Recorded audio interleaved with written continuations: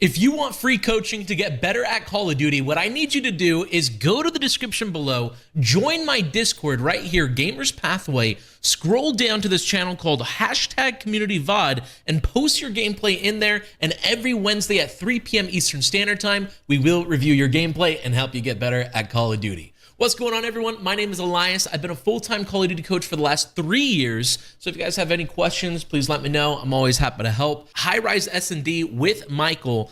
And first things first, we're going to see him get a nasty kill. Absolutely love this. We usually do 3 VOD reviews a day. Today, we're starting it off with Michael on high-rise S&D, playing ranked play.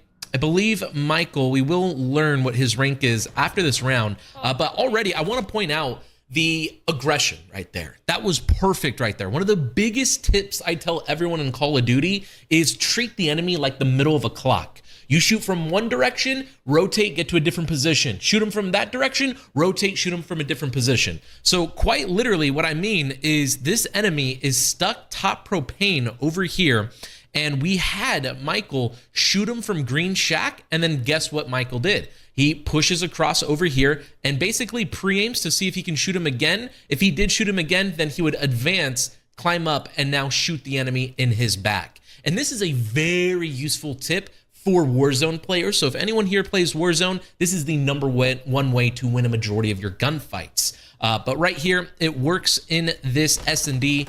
We get 2 dead. 3v1, and with this being a 3v1, I'll tell you right now, you want to play your numbers. You did your job. You got 2 kills. We're up 3v1. At this point, we just need to play this safe, play together, guarantee the round win. Watching people play solo queue ranked play, that's like the biggest issue that they run into, is they just don't play with their teammates to finalize those trades. So you could have instantly went top propane. You're basically getting info on the entire map, telling your teammates where the enemies are. You have a teammate sitting, putting down bomb. Once he puts down bomb, he can sit in a corner, maybe sit an elevator directly under you, and he can watch bomb. And then of course we have a third and final player, which he might as well just sit in bomb site, force the enemy to push out. We play that together. We win those trades. We win the game. Not saying that that's not going to happen here, but you're playing by yourself right now. Imagine this guy was sitting in his base. Boom, you're dead. He's now in a 1v2. Maybe your teammate is top propane. Boom, he slams your teammate top propane, and then he's in a 1v1 against the guy on bomb site. Thankfully, right there, you finally slowed down, stopped moving, and we were able to kill this enemy right here. Good work.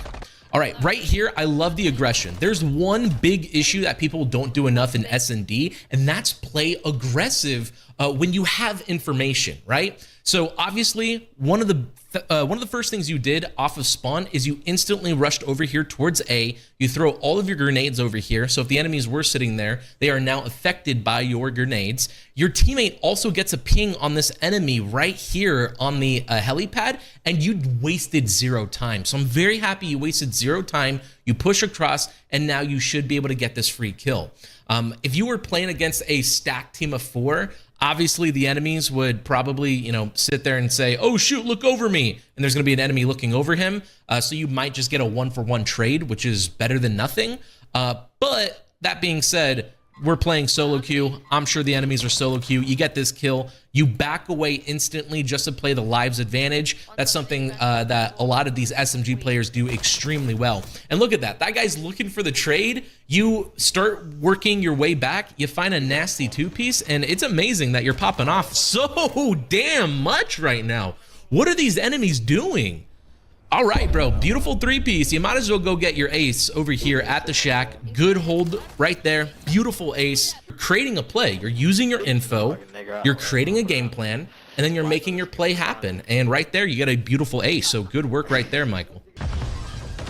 All right, once again, right here, we get the info that there was a player on B bomb site. You still have a stun grenade. So right here, when you get damage down, we know 2 players are in there. These players right now, they're going to treat you like the middle of a clock, and they're going to try to rotate and shoot you from different directions, right? Obviously, this player pushing out a middle, that'd be a terrible play. He'd probably die. But this player, we can bet that he's probably going to go towards B lane. So you can do 2 things right here. You can either just have full confidence, ego challenge, jump out, pre-aim, and kill him, Or what I think would be a better play right here is because these enemies are already looking in this direction right at you, you could use your stun grenade, throw it in there, and then just beeline straight up into the middle. And once you beeline straight up to the middle, you can kill this guy on your left. And then we now know that there was a second guy, more than likely sitting in this corner right here, because that's like a day one spot everyone sits in, is in that corner. You kill that first guy, turn around, boom, get a two-piece. So let's see what you do right here.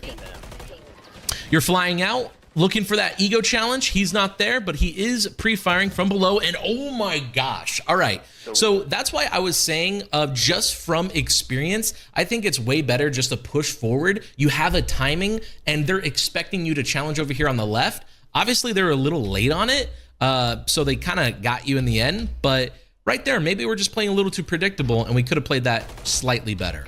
All right, here's another important thing about S&D. Last time playing on our defense, we know that one enemy was hitting the outer route, one enemy was playing top helipad steps. I believe there's another enemy basically playing at Green Shack, and then the fourth enemy, I don't know what the fourth enemy was doing, but we can assume he was either at B, maybe underground, something like that.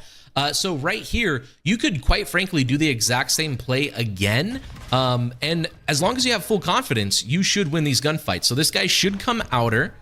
And if he's not outer, then he's going wide outer. You're playing this super confident, and okay, boom. You cleared everything out. Perfect. You're predicting this guy to be underground. All right, going back to that first note we were talking about, one player hit the outer route, one player was sitting on the steps, and then the other player was playing around somewhere over here at Shack.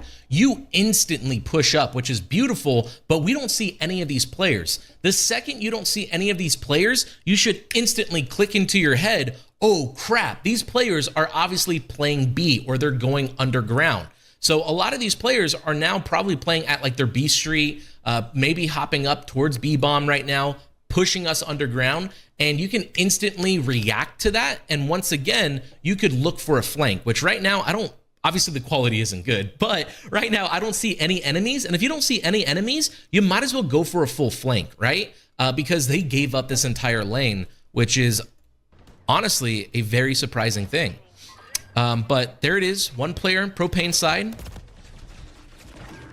And again, with that information next time, instantly go for that flank. That's why Shotzzy plays so freaking fast, is because he processes that information and then instantly goes for a play. Where if you were going for a full flank, there's no way this propane guy sees you. You get close into the enemy's base and you might get a free two-piece. Pushing up, once again, treating the enemy like the middle of a clock, rotating around in a circle, getting him completely one-shot. You're now, once again, going for a reposition. Great job getting behind cover. Oh, damn. Okay. So I want to point out, great job rotating in a circle and looking for this kill. But right here, have full confidence to shoot him. You literally flick to this guy as if you're dashy. Aim in, finish the job. Get that kill right there. But we don't go for it. So I would just say it looks like we just need to trust ourselves more. Maybe shoot more bots. And when you're shooting more bots, you know, just try to kill them as fast as possible, where you flick, aim in, shoot. But right here, you get behind cover, you dodge some bullets, which was really nice. And then I thought you might have got the win right here, but he does get first bullet. And that's the only reason why you die, is because you got first bullet. But let's move on to the next round. It's working, but I've changed it. All right, I'm really loving this angle right here, Michael, especially since you can get info right there. I'm not sure if we saw that person, but that's some very good info. Look at that little guy right there just run out of cost. So the second we can get that cross, information down, we can tell our teammate over here, yo, there's one guy playing propane. And if this guy is playing propane, he's basically only going to have 3 spots he can play, right? He can either play on the barrel next to the elevator, which not a lot of people play that. He could play on the outside and lay down on like the edge of the propane building, or he can hop up and lay down on the crane, or he could obviously hop up and play top propane. So there's more so 4 spots that he can sit in. And right here, your teammate can basically team shoot with you, right? So you can throw a stun grenade right here. If you don't hit him, now we know that he's not there. Now we know he's either going to be on the side of the building, either on the crane, or he's going to be top propane. And the second that you give this info to your teammate ideally would pre-aim the outside building and the crane hop up. And if he doesn't see anything, the last place where this enemy should be is obviously top propane, or maybe he just is sitting behind propane, which is, I guess, fine. If he's sitting top propane, at that point, your teammate could just push up for free and then just flank him pretty easily. But right here, we can definitely work this together, 2v1 this guy. You see him cross inside of the site, which now you tell your teammate to push up, which is beautiful, but our teammate dies on the opposite end of B. So right there, we could have worked that way better together. And I see that you're partied up with him, so you could have definitely called, hey, wait for me to push with you. You could literally rotate over here, hold the pre-aim over your teammate, and while you hold the pre-aim over your teammate pushes up and closes the distance until he can either flank the enemies or you and him can play this enemy on B together. So right there, just some team communication could have made that go so much more smoother instead of your teammate running into like a 1v2. Beautiful pre-fire. Oh my gosh, dude. I can't believe that guy re-challenged you. Who does he think he is? 2v2. Great job looking at your mini-map, looking for this trade right here. Instantly able to grab bomb. And now I want to think about this. What if that player that just ran away, what if he's a iridescent player? Usually iridescent players, they just play really fast and for the kill. And what this guy could do is he could hop underground, instantly come top blue and try to flank you. That's a play that he could do based off the info he got on you, right? If he doesn't do this, then obviously he's just playing with his teammate, playing it safe. So we'll see if this enemy goes for a flank top blue. But basically I'm saying you should peek top blue, like literally look top blue, pre-aim bottom blue, see if he's pushing towards you or not. Obviously that's not happening. And right here, we got info that there's a player at B. I'm not sure if that was the player who killed our teammate. Let's actually figure that out real quick. So that guy, why not? Okay, cool. So the player that I said was gonna go underground, he didn't go underground. He stayed on B, which means we now know this player is just sitting in a corner on B. He plays it very safe, very slow, and that must mean he's next to his teammate. So his teammate might be in B bomb site with him, or his teammate might be top propane, or his teammate might just be in like, you know, the base over here. So that's a lot of info we can start working with, and we need to make a play. We only got 40 seconds left. And especially since that guy didn't go for a play off of the first kill and he didn't go for a play, we now know that he plays very slow. So this player is probably just camping in a corner B or something. And that should be his teammate, the guy that's shooting you. Ooh, bummer. All right, so right there, it looks like what happened is the enemy gets info on you. This enemy over here at B said, oh, the enemy is top heli? Heard. He drops down underground and then he pushes top blue and he basically flanks you top blue. So again, this is what I was saying about just remembering where that last player was. You can predict what he is going to do. And that's what we constantly want to be thinking about while we're playing Call of Duty. And if you get into that mindset, you are literally going to become a pro player, because that's like the literally epitome of becoming a pro Call of Duty player, is just being very good with knowing where all four players are and how can you make a play to kill all four players, or you know, plant bomb and bring them out so you can kill them. All right, if it ain't broke, don't fix it. You keep doing the same play right here. I absolutely love it. This time around though, I'm a little nervous because yes, we get info that this player is pushing underground, but just realize that you are allowing yourself to get shot from top blue, which is not ideal. And if a player obviously went top helipad, he can also kill you. If a player went outer as well, he can also kill you. So that's a little nerve-wracking. I kind of wish you just continued doing what you did, which is do the hop up, look for the kill at helipad, look for the kill at shack, and then you turn around and you look for this kill behind you going underground. But if we're just hungry for kills, we're hungry for kills, right? All right, 4v2 scenario. These things are actually amazing. We're flying up, clearing out the map, process elimination. This last enemy should be at B steps, exactly. And it looked like you realized that based on your mini map, all of your teammates were basically creating a line at elevator, B bomb site, A bomb site. You push up the left lane, which means the enemy can only be either underground or right there. So great job, great kill. We're trying something new this round. You instantly go top helipad. You get some really good shots onto this guy, and I'm very surprised that this guy doesn't have any teammates helping him. And right here, full send. Exactly. Oh no, don't reload. You got 6 bullets.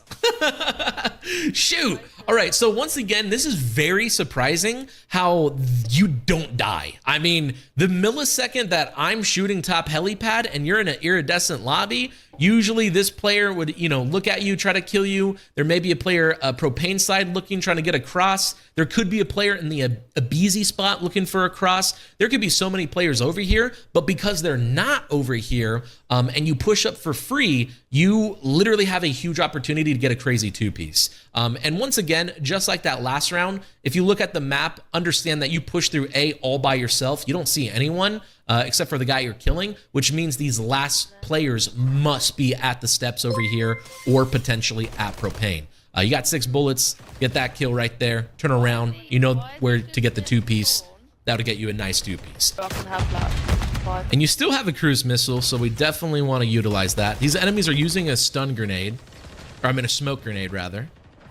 Great reposition. You got the info. Your teammates are here with you. Your teammate kills your teammate. Love it. No. Okay. When you see this guy last second, you have to understand that he's already predicting you to push and kill him right here, because this is the fastest spot where you can kill him. If you drop underground, he wouldn't be able to see you unless you peek out wide. If you do just go up the ladder, obviously that's going to take much longer than just instantly jumping out on the right and going for this kill. So right here, he just kind of predicts you. You'd make this gunfight turn into a 50-50. And if you really wanted to, you could have just waited a second, literally wait 1 full second and then jump out. And then maybe this guy is, busy looking underground instead of you. But right here, this is a little tough. Our centering is a little off as well. Our centering needs to be way much higher. And right there, we kind of just got bested a little bit. But again, wait 1 second or have better centering when you go for that gunfight. We're using a last-ditch effort to use our cruise missile. Enemies use their cruise missile. Beautiful 2-piece right there. I don't know what the enemies are thinking. Love that right there. 4v2. We can push up, once again, get that bomb down on B. Yeah, and at this point, you literally just wait, hold pre-aims. That guy lost aim assist through those railings, so you just completely slammed him. And that was one of the easier rounds right there. So good work right there. I wonder if using a cruise missile in the earlier rounds, the same thing would have happened, and maybe that might carry more momentum going into the next few rounds. But 4-5, not over yet. Need 2 more wins. All right, good damage right there. Throwing a stun grenade, getting to high ground. Once again, doing that rotation, instantly repositioning. And just like that, he did not expect you to push up or reposition that fast that he gave you a free kill. And then right here, understand that this guy already shot at you. It looks like, you saw him because you got behind cover and he shoots at you. So you're still behind cover. Once again, if you do a simple rotation, the enemy is literally staring at you right here. And if you do the simplest rotation right here, you're now shooting him right in his side. You can guarantee that gunfight win. And obviously, the faster you do it, the less time he has to react. But thankfully, you're still alive. You don't die. You're now just up here to get the info. Last player should be bottom middle. He is bottom middle. He pushes up our side, and our teammate wins the gunfight. One by all right, I love this. Oh my gosh. Yeah, right here, do not shoot this trophy, because guess what? If these enemies were, smart, they would know that you literally do this exact same play every single time. You have 11 kills, so they should be thinking, where the heck is the best player so we can cut him down? Which is another important tip for everyone playing S&D. The best player on the team that's causing a nuisance, literally just try to focus him out and get him out of the game as fast as possible. Right here, dude, they mess up. They smoke out your entire middle. No one's watching you at B. If no one's over here at B, that means they're over here at A trying to push up. You have a free opportunity to push through the smoke and just pinch them. literally either push all the way through and pinch, or you can obviously play the cut close. If you had an SMG, I'd play the close cut, but because you have an AR, I'd honestly push all the way around and look for a flank. Let's see what happens here. You shoot, they know you're here. You don't get a stun grenade. So I guess they're just playing a little more back than usual, in which they are. They're playing way more back than usual. Yep, full confidence right here. Easy, good work. And then you saw the last guy back at Shack, and at this point, 4v1, ego challenge it. Damn, you won it. Good work right there, Michael. Thank you so much for the VOD review. That is a 15-kill gameplay on High Rise S&D. I hope those tips help you. And if you have any questions, let me know. I'm always happy to help.